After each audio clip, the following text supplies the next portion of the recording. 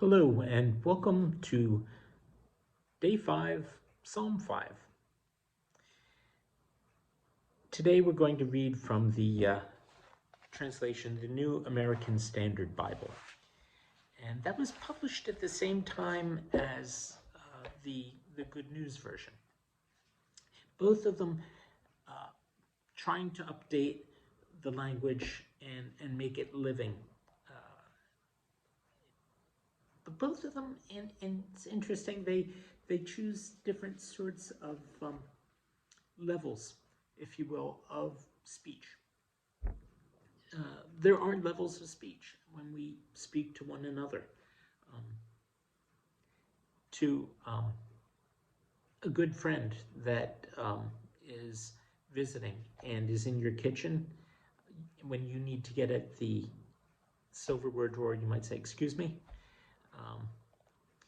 and they'll get out of the way. To a family member, you might say, "Scooch," and they'll get out of the way.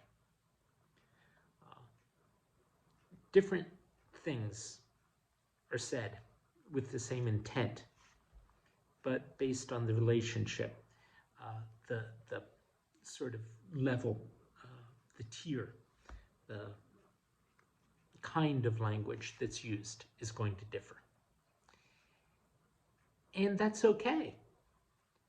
Excuse me and scooch mean sort of the same things. When someone is translating the Bible, they have to decide what level is being used in the original text. I don't read Hebrew. I can barely make it through Greek. So I'm not one capable of deciding what that is, but you have groups of scholars that are.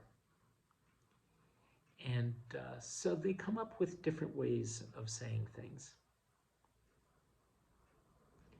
But the important thing is what they say, even more than how they say it. And Psalm 5 says this.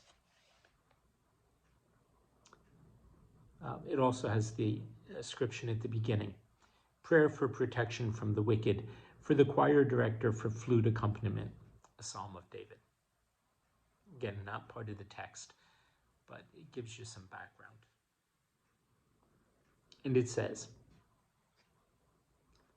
"Give ear to my words, O Lord.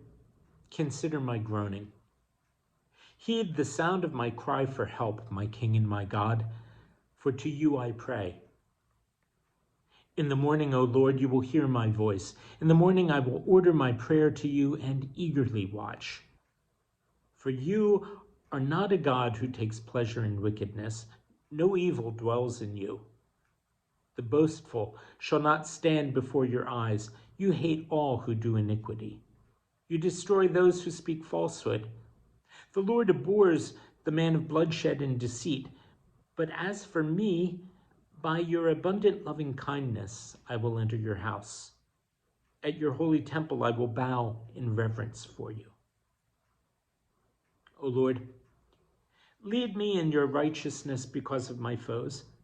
Make your way straight before me. There's nothing reliable in what they say. Their inward part is destruction itself. Their threat is an open grave. They flatter with their tongue. Hold them guilty, O God. By their own devices let them fall. In the midst of their transgressions, thrust them out, for they are rebellious against you.